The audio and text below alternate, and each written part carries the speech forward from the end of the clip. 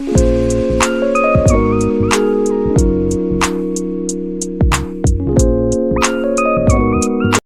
Drama के part 6 में आप सभी का स्वागत है।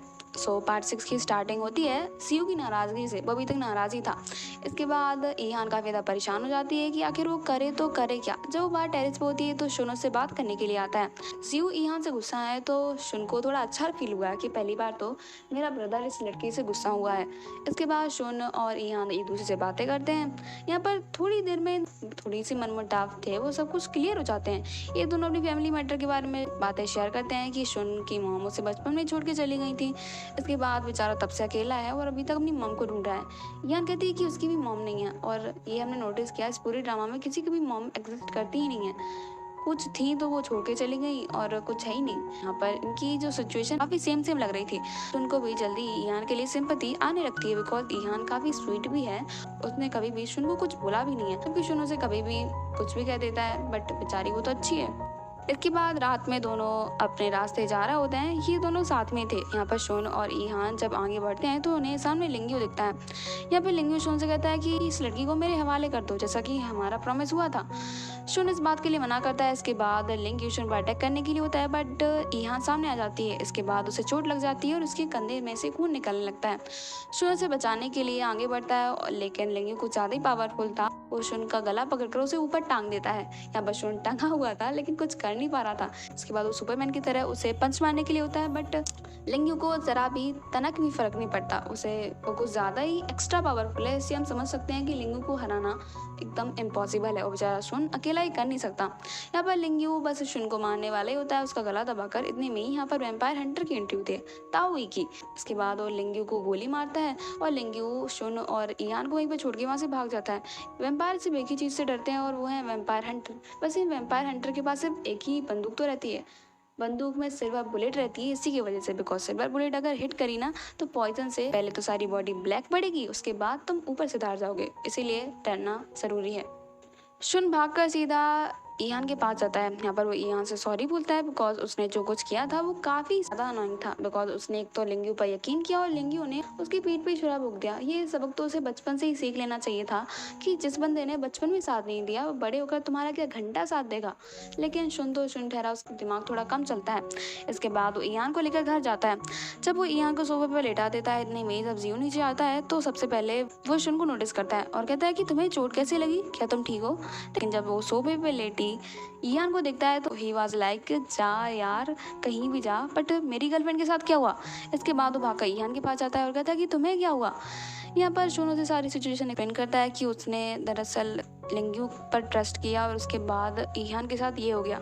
और जब जियो ये सुनता है कि शुन इतना दिमागदार होकर लिंग्यू पर यकीन कर गया और उसके बाद ईहान बेचारी ऐसी हालत हो गई, हाथ में से खून निकल रहा था और ये सब उसके लिए बहुत ही ज़्यादा डेंजरस था बिकॉज वो एक नॉर्मल ह्यूमन है। अगर उसे ज़्यादा कुछ चोट लगती तो एंड टाइम पर मर भी सकती थी। ये बात उनको समझनी चाहिए। या वो शुन को पास आता है उसे एक पंच मारता है और कहता है कि तुम्हारी हिम्मत कैसे हुई बेचारी एक लड़की को एक वैम्पायर के हाथ छोड़ने के लिए। तुम्हारा दिमाग क्या घास चढ़ने के लिए गया था, तुम्हें लगता है हेल्प करेगा, जबकि बचपन में उसने हम दोनों को ही हर्ट करने की कोशिश की, इनफैक्ट तुम्हारी मॉम को भी। पता नहीं तुम्हारा दिमाग कहाँ चलता है, तुम बहुत ही ज़्यादा स्टूपिड हो और अपने कम दिमाग के चलते तुमने ईहान को डेंजर में डाला, वो सबसे बड़ी गलती है। इसके बाद जियो ईहान को उसके रूम में ले जाता है और उसे सुला देता है ताकि वो थोड़ा अच्छा फील कर सके। ईहान की भी घर में ही मलहम पट्टी हो गई, इसे भी हॉस्पिटल जाने की ज़रूरत नहीं थी। इसके बाद जब जियो अपने रूम में होता है उसके पास शुन आता है। यहाँ पर शुन उसे गले लगाता है और कहता है कि प्लीज़ मुझे माफ़ कर दो, मुझे बस अपनी मॉम को ढूंढना था इसीलिए मैंने लिंग्यू की बात मान ली। तुम्हें तो पता है ना कि अपनी मॉम को कितना मिस करता हूँ।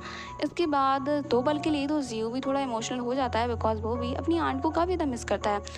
उसकी आंट ने कभी भी उसे मॉम की कमी महसूस नहीं होने दी। ये दोनों ही शुन की मॉम को ढूंढने में लगे हुए थे बट ऐसा रास्ता अगर शुन अपनाएगा तो खुद को ही चोट पहुंचाएगा, ये उसे समझना होगा। इसके बाद जियो उसे खुद से दूर करता है और उसे रूम से बाहर निकाल देता है और कहता है कि अब मुझे तुमसे कोई बात नहीं करनी। यहाँ पर शुन उसे आवाज़ देता रह जाता है कि ब्रदर प्लीज़ मुझे बाहर मत निकालो। लेकिन जब शुन बाहर निकल जाता है तो भी वो कुत्ते की दम है, ऐसे थोड़ी जाएगा। वो दरवाजे के बाहर ही बैठा रह जाता है और इसके बाद उसका रोना स्टार्ट। कहीं ना कहीं रिग्रेट भी कर रहा था बिकॉज ईहान के साथ हुआ वो उसे डिजर्व नहीं करती थी, बेचारी उसकी क्या गलती थी। अब ईहान की हालत ख़राब है तो सभी फैमिली मेम्बर्स उसकी हेल्प करते हैं और उसकी फेवरेट डिश बनाते हैं ताकि उसे थोड़ा अच्छा फील हो सके।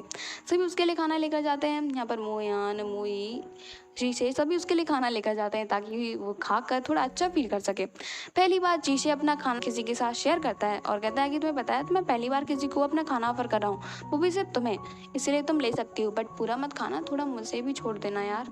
सभी हंसने लगते हैं। यहाँ पर डोरबेल पर दस्तक होती है तो सभी जीशे को गेट खोलने के लिए पहुंचाते हैं। जीशे को हमेशा गेट खोलने में गुस्सा आती है, तो किसी किसी अपने घर में गेट खोलने में गुस्सा आती है। तो मुझे तो बहुत बुरा लगता है जब मुझसे कोई कहे कि गेट खोल दो यार, क्यों खोलूं। या पर जीशे भी अपना मन मारकर गेट खोलने के लिए जाता है। जब वो बाहर देखता है तो उसे बाहर ताऊ ही दिखता है। एक पल के लिए तो ताऊ को देखकर छुप जाता है और कहता है कि वैम्पायर हंटर सुबह सुबह से हंटिंग करने के लिए निकला है क्या, वो भी हमारे घर के सामने, मुझे ना मार दे पहली गोली। इसके बाद ताऊ को देखता है तो उसके हाथ में कुछ फ्रूट्स होते हैं, मतलब कुछ खाने का सामान। जीशे कहता है कि खाने का सामान देखकर तो लग रहा है बंदा अच्छी नीयत से आया है। इसके बाद वो अंदर जाता है और सभी को सिचुएशन एक्सप्लेन करता है। ताऊ ही आया है और उसके हाथ में कुछ खाने का सामान भी है। अब ये लोग ताओई को अंदर आने से मना भी नहीं कर सकते बिकॉज ताओई वही इंसान था जिसने कि ईहान और शुन की जान बचाई थी। अगर वो नहीं होता तो लिंग्यू तो दोनों को निपटा चुका होता। इसके बाद सभी उसका बड़े आदर सम्मान के साथ अपने घर में वेलकम करते हैं। ताओई यहाँ पर आता है और खाने का सामान टेबल पर रखता है। सबसे पहले जीशे उस पर झपट जाता है और कहता है कि वाह तुम तो बड़े अच्छे इंसान निकले, वैसे थैंक यू कि तुम खाने के लिए लाए। वैसे ये सारा सामान ईहान के लिए था बट जीशे कुछ एक्साइटमेंट में ही सब कुछ अपना बना लेता है। वैसे वो छोटा है तो उसके लिए चलता है, पर ये सभी थोड़ी बात करते हैं। इसके बाद ताओ शुन से मिलने के लिए ऊपर चला जाता है और कहता है कि उसे शुन को भी देखना है कि आखिर उसकी हालत कैसी है। वो ऊपर जाता है तो उसे शुन तो कहीं नहीं मिलता। इसके बाद बंदा अपना काम करना स्टार्ट करता है। यहाँ पर वो पूरे घर की तलाशी लेता है, वो ऊपर के सारे कमरे नाप देता है। अब पता नहीं वो ढूंढ क्या रहा था, वो के कमरे में के कबर्ड में ढूंढता है।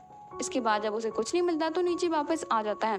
ताओई की बात करें तो वो काफ़ी इनोसेंट और हार्ट वार्मिंग पर्सन दिखाया गया है बट उसकी सच्चाई तो हमें अभी तक पता नहीं है। इनफैक्ट अभी तो हमें किसी की भी सच्चाई पता नहीं है कि आखिर कौन क्या चाहता है। इस ड्रामा में अभी भी बहुत कुछ खुलने को बाकी है। सो तब तक मिलते हैं नेक्स्ट पार्ट के साथ। Thank you so much guys for watching. Don't forget to subscribe our channel. Bye bye, take care.